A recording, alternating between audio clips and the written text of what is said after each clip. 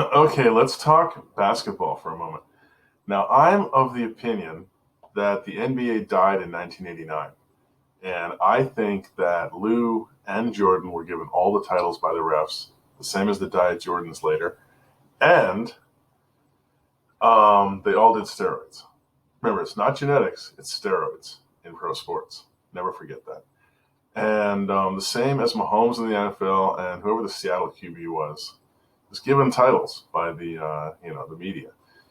Uh, Sorry, not well, the media, the league, whatever, right? Whoever's like owning that stuff. And that sucks because sports is the one thing that men like to watch because you don't know the outcome, right? It's supposed to be a contest of skill and will, strength and whatever. Um, so another thing is that Wilt Chamberlain is easily the all-time leading scorer in the NBA, not Lou Alcindor. Lou Alcindor might have like the total number of points or something, but that's not what's important. What's important is what you average for a season. And Wilt has like at least the top three spots, maybe the top five spots, I forget. But his top year, he comes in at 50 points a game average. That means some games he's doing like 80, some games he's doing 30, right? It's like and remember, he's also collecting 28 rebounds a game, right? And that's before we even get into steals, blocks, intimidated shots, assists, whatever, right? He led the league in assists one year. So Wilt Chamberlain is by far the all-time leading scorer in the NBA. I don't want to hear any more of this crap about Lou Alcindor, who's a whiny bitch. And what the NBA needs to start paying attention to is point per shot. Now, the way you get point per shot, because they don't count free throws as a field goal attempt, right? So if you took 10 shots and you were fouled on all 10, you've taken 0 shots, according to the statisticians, which is totally retarded, right? Because you've used up 10 shots of your team's shots, right? So what you do is you take the points that a player, say Adrian Dantley scores a certain number of points in a game, you chop the number of free throws in half and add that to the field goal attempts. And then you divide the points by the total goals, field goals plus half of free throws. And that is the total number of shots that player took during that game, the total goals. So that ratio, and when you divide that up, the top 5 players are Charles Barkley, Chris Mullin, Darryl Dawkins, Kevin McHale, and Adrian Dantley. And just like in baseball, they did something called Moneyball, where the guy ran the numbers, and then a team, I forget if it was the Seattle Mariners or something, or some Florida Marlins, I forget which team did it, but some team implemented this thing. Like, they traded all these superstar players, right? They were kind of like hot and cold, and they traded for all these players that were steadily awesome, right? And the idea was that the accumulated total points by the team with all these steady but semi-awesome players would beat a team full of a bunch of like all-stars and then some scrubs, which are most teams, right? And I mean, everybody's good, but what they were trying to do is get the players that would bring home the bacon consistently with the least inputs, right? The most economically efficient, you could say, right? Like I have an economics degree, so I think like in this way naturally. So if you did the same thing in the NBA, it would be interesting to see what would happen, right? If you fielded a team that all had a very, very high point per shot, right? Like very high point output for the number of shots input. Remember, I ran these numbers also for some year. It was either the early 2000s or late 90s. I forget which year I ran it. Probably early 2000s, actually. And Tim Duncan was sort of the shit back then. The Spurs were winning all the time. It's like them and the Lakers with Shaq and Kobe. And what became interesting is when I ran the point per shot on all the top scorers in the NBA that year, like Kobe wasn't even in it, right? He was what we call a gunner. See, back in the day, people didn't think Jordan was shit in the 80s when he was getting his ass kicked all over the place because he was just another gunner. He was a flashy black player who just took a lot of shots. And that's all that Jordan was. Same with the Diet Jordans, right? Like, none of them have earned any titles. They're always handed by the refs and let them ignore the rules, right? Constant travel and reach-in fouls. And the crazy thing is that even in the 2000s, right? I don't really watch NBA past about 1989. Duncan's somewhat fun to watch, and Allen Iverson was somewhat fun to watch, but that's about it, right? Most of it's just garbage. And because they basically said, we're not going to call fouls when you foul a post player, and we're going to bail out anybody that runs at the hoop. And it's stupid. And you look at the 80s, and some guard will go into the hoop and get swatted, and you're like, yeah, that's the way basketball should be. You should get that shit out of here, right?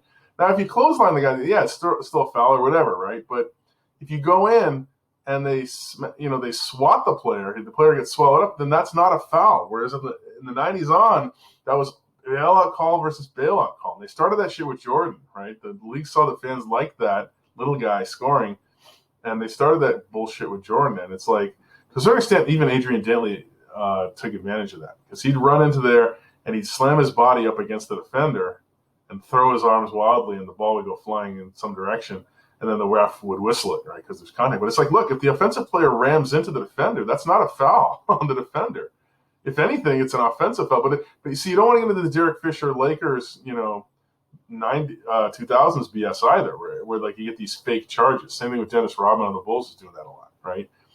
The best call in many instances is just no call, just keep playing, right? Because if the defender jumps under someone that's trying to do a move, it's like, if the person's coming in hard, then you can't really call a foul on the defender, but you can't really call a charge either. And that's where the Lakers just make me puke, it's media driven at that point. So anyway,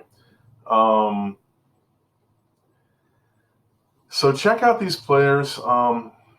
Some players that I think are underrated. You always wonder what would happen. I do, at least, right? Is if they gave some players like a lot of shots. Like Kobe was a guy who wasn't that good, but he took a ton of shots, right? So people thought he's good. And then the media, there was a big vacuum when Jordan kind of left. So we're looking for somebody to kind of hype up. So they hyped up Kobe, who was really kind of slow and not that good and big time bricklayer, right? And may he rest in peace. It's crazy that he died in a helicopter crash. But I always kind of hated that guy because he was such an overrated, smack talker and, just whatever, such a punk. And same thing as LeBron, right? Slovey and LeBron are the worst. So go watch Adrian Dantley. That guy is just super entertaining to watch because he really figured out. And I remember watching this little video that he put out, something about like the undersized post player. But he figured out that it was very hard to block a hook shot, especially if you're on the move, right? If you're moving past the defender. So all his moves are basically a hook shot from different angles. And what he'll do is he'll put his body somewhere and then he'll pull his body out of that spot. But since the defender only has a limited time to kind of get into that spot before he shoots, he almost like creates his own space for his little hook shot. And that's why he has this twisting move where he kind of bodies into the person and he steps back as he twists, and then the hook is already up at the basket before the defender can, close the gap.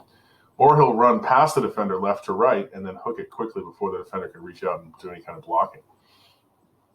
The only kind of players who would give him trouble would be like if he was in traffic, like against the Rockets, like Twin Towers, whereas he's trying to get past one tall player and there's another one there to kind of reach out and maybe bother his shot.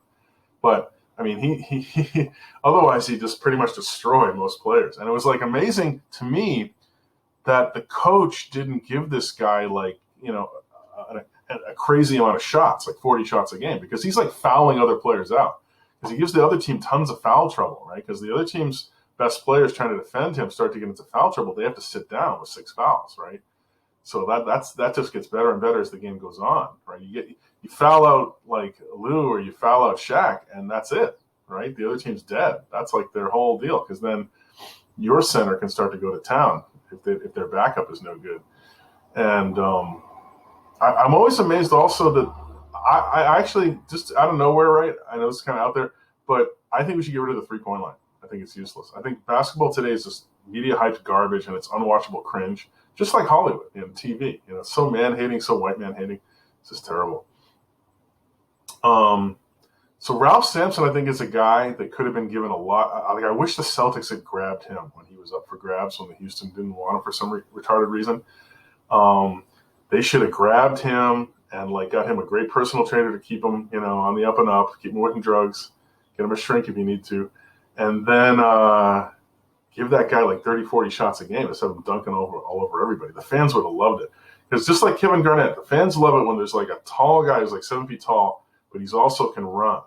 And he does these dunks on the fast. Like some of the dunks, go look at the All-Star game or any of the games with Houston, you find Samson dunking on the fast break. It's like, whoa, because he's running fast, but he's like 7 feet tall. So it's like crazy. Right? The dunk comes in out of like, left over the rainbow. It's crazy.